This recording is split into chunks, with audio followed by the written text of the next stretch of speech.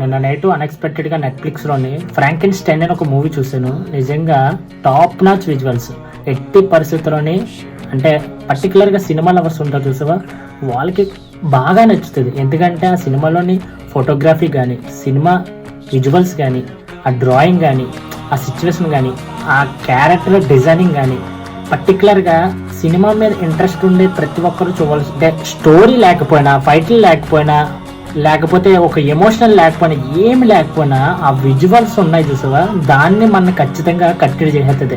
ఆ క్యారెక్టర్ ఏదైతే ఉందో అది ఖచ్చితంగా మనకు తెలియకుండా కనెక్ట్ అయిపోతాం. సింపుల్ లైన్, ఒక పర్సన్ మొత్తం శవాలన్నీ పోగేసి ఒక మనిషిని తయారు చేస్తాడు. ఆ మనిషికి ఆ పర్సన్కి చిన్న రివెంజ్ ఉంటుంది. అదే స్టోరీ లైన్ తీసుకుంటూ అద్భుతంగా తీసాడు.